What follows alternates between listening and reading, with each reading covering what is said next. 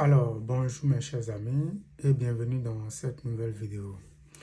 Aujourd'hui, je vous montre comment étudier la dérivabilité, d'accord, d'une fonction en zéro, d'accord, en un point x0 donné. Donc, comme vous le savez, pour étudier la dérivabilité en un point, on calcule généralement la limite du taux de variation. Donc, la limite de f de x moins f de a sur x moins a lorsque x tend vers a. Et donc, si cette limite-là est égale à un nombre réel, on dit tout simplement que la fonction est dérivable en a. Donc ici, on cherche à étudier la dérivabilité en 0. Donc nous allons calculer la limite de f de x moins f de 0 sur x moins 0 lorsque x tend vers 0. Vous le savez aussi que dans certaines situations, pour étudier la dérivabilité en un point, on peut faire la limite à gauche, la limite à droite, fois si les résultats sont les mêmes, d'accord, bien entendu, égal à un nombre réel, et puis conclure que la fonction est bien dérivable au point en question. C'est exactement ce que nous allons faire ici, parce que on peut essayer d'enlever la valeur absolue ici, et donc pour enlever la valeur absolue, cela nécessite la limite à gauche et la limite à droite, d'accord, du taux de variation. Donc, premièrement, la limite, lorsque x tend vers 0 par valeur inférieure de f de x moins f de 0 sur x moins 0, c'est égal à quoi? Donc, l'objectif, c'est de remplacer les choses tout simplement. Donc, ça me donne limite, lorsque x tend vers 0 par valeur inférieure, de f de x, c'est x plus exponentielle de moins valeur absolue de x, moins, maintenant nous allons calculer f de 0. f de 0, il s'agit de remplacer, d'accord, le x par 0 dans cette expression. Pour x égale à 0, ici on obtient 0, d'accord? Et donc, si vous voulez, je peux mettre ça clairement ici. f de 0, ça fait 0 plus exponentielle de moins 0. Ce qui vous donne exponentielle de 0 tout court, qui donne 1. Donc ça, c'est f de 0. Donc, moins f de 0, c'est-à-dire moins 1, le tout divisé par x. D'accord? Et comme je le disais tantôt, lorsque le x tend vers 0 par valeur inférieure, ça veut dire exactement que le x est plus petit que 0. D'accord? Et donc, la valeur absolue de x, c'est égal à moins x. D'accord? Puisque nous sommes à gauche de 0. Ça vous donne limite.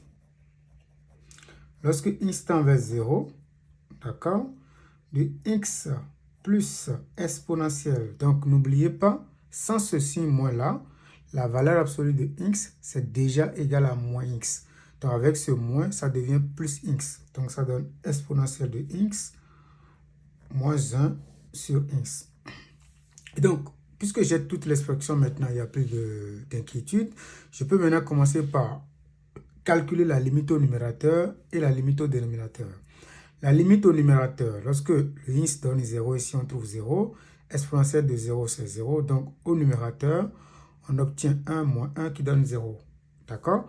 Au dénominateur, on obtient également 0. Donc on tombe sur l'indétermination de type 0 sur 0. Comment lever maintenant cette indétermination? Donc ici, puisque vous manipulez les fonctions exponentielles, vous pouvez vous rappeler des limites remarquables pour la fonction exponentielle en 0. Donc, en 0, quelle est la limite remarquable que nous avons? Donc, on a en réalité quoi? Ça, c'est un rappel. La limite de exponentielle de x moins 1 divisé par x, lorsque x tend vers 0, ça, c'est égal à 1. Ça, c'est une limite remarquable. D'accord? Je pense qu'en 0, vous n'avez pas assez de limites remarquables en 0. D'accord? Mais vous pouvez toujours modifier des fonctions pour les ramener en 0. Et donc, qu'est-ce que je vais faire? Je vais tout faire pour identifier cette fonction-là dans ce que j'ai. Donc, qu'est-ce que ça veut dire exactement? Ici, je vais essayer d'utiliser les formules mathématiques qui consistent à dire que si vous avez A plus un certain B divisé par C, vous pouvez juste dispatcher les dénominateurs, ce qui vous permet d'avoir A sur C plus B sur C. Et donc, je peux faire la même chose ici, mais tout en gardant à l'esprit que je dois utiliser cette limite remarquable. Donc, cette limite-là me donne x divisé par x plus tout ceci divisé par x. Ça veut dire quoi? Que j'obtiens limite, lorsque x tend vers 0 par valeur inférieure, de x divisé par x plus exponentielle de x moins 1, le tout sur x. Vous voyez, je peux maintenant simplifier ceci qui vous donne 1 plus exponentielle de x moins 1 sur x. Mais ceci, lorsque le x tend vers 0, ça tend vers 1. Et donc 1 plus 1, ça vous donne 2. Donc ce qui donne 1 plus 1. Simplement parce que cette limite-là est égale à 1, ce qui vous donne 2. Vous voyez, à gauche de 0, nous avons la limite du taux de variation qui vous donne 2. Ça veut dire que la fonction f, d'accord, est dérivable à gauche en 0. D'accord? Donc, ici, on conclut que f est dérivable à gauche en 0. D'accord? Donc, comme vous le savez, une fonction est dérivable en un point si, d'accord, elle est dérivable à gauche et à droite en ce point et que les deux limites sont égales. D'accord? Donc, nous allons regarder maintenant ce qui se passe à droite. Limite, lorsque x tend vers 0 par valeur supérieure de f de x moins f de 0 sur x moins 0, ça vous donne quoi? Ici, c'est égal à la limite lorsque x tend vers 0 par valeur supérieure de x plus exponentielle de moins valeur absolue de x moins 1, ça c'est f de 0, le tout sur x. Ici, puisque le x tend vers 0 par valeur supérieure, ça veut dire que le x est plus grand que 0. Donc, sa valeur absolue ne change pas, ça donne encore x. Donc, je vais écrire que ça me donne la limite lorsque x tend vers 0 par valeur supérieure de x plus exponentielle de moins x. Faites très attention, c'est la valeur absolue qui donne x, d'accord? Ce n'est pas la valeur absolue qui donne les moins x. Il y avait un moins là, d'accord? Donc, la valeur absolue, c'est exactement x. Ce moins-là, on l'écrit juste. Moins 1, le tout divisé par x. Donc, je fais comme tout à l'heure, je calcule la limite naturellement. Vous avez 0 sur 0, d'accord? Naturellement, lorsque vous calculez le taux de variation, vous avez toujours l'indétermination de type 0 sur 0. Donc, pour lever l'indétermination, on va faire comme tout à l'heure. On va essayer de dispatcher. Ça vous donne x sur x qui donne 1, plus exponentielle de moins x, moins 1 sur x. Donc, la limite remarquable ici également, on va essayer de la voir en faisant un petit changement de variable. Parce que la limite remarquable que nous avons, c'est exponentielle de quelque chose moins 1 sur cette chose-là, lorsque cette chose-là tend vers 0. Donc, si je fais un changement, un petit changement de variable, grand x égale à moins x par exemple, cette limite devient quoi? Limite. Donc, vous voyez, lorsque le petit x tend vers 0, le grand x, d'accord, aussi tend vers 0, d'accord? Lorsque, si vous voulez, on peut l'écrire ici, lorsque petit x tend vers 0 par valeur supérieure, on constate que grand x tend vers 0 par valeur inférieure parce qu'il y a un moins là. Donc, cette limite-là devient la limite lorsque grand x tend vers 0 par valeur inférieure de 1 plus exponentielle. Donc, à la place de moins x, on va écrire juste les grands x, d'accord? Moins 1 sur... Donc, petit x maintenant, ça fait moins grand x sur moins grand x. À la place de petit x, on remplace ça par moins grand x. Donc, ça, c'est égal à la limite lorsque grand x tend vers 0 par valeur inférieure de 1 moins. Donc, ce moins-là, je l'envoie ici. Exponentielle de grand x moins 1 sur grand x. Mais ça, ça tend vers 1. Donc, 1 moins 1, ça vous donne 0. Donc, ça fait 1 moins 1 qui vous donne 0. D'accord?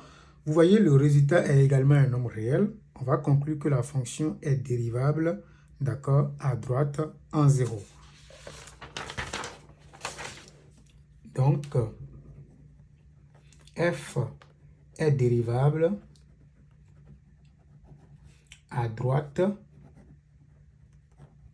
en 0. D'accord? Mais ici, il faut faire attention. Maintenant, qu'est-ce qu'il faut dire par rapport à la dérivabilité au point 0? Ce qu'on remarque, c'est que la limite à gauche du taux de variation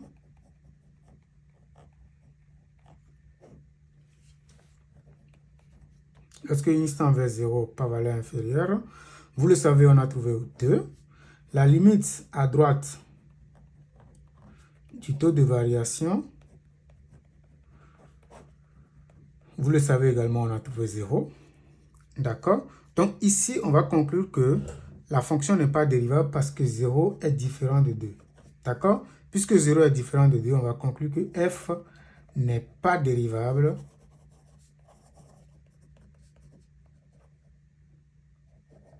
en 0. D'accord? Parce que, bien entendu, elle est dérivable à gauche, elle est également dérivable à droite, mais les deux limites, d'accord, les deux nombres dérivés ne sont pas les mêmes. Par conséquent, la fonction n'est pas dérivable en 0. Maintenant, on nous demande d'interpréter géométriquement. Donc, c'est une question qui revient très souvent, interprétation graphique.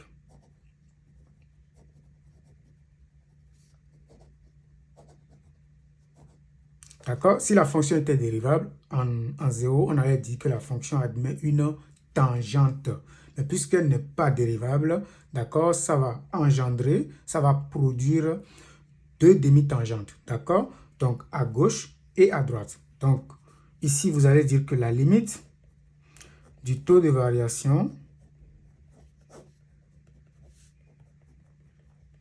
ça c'est égal à 2.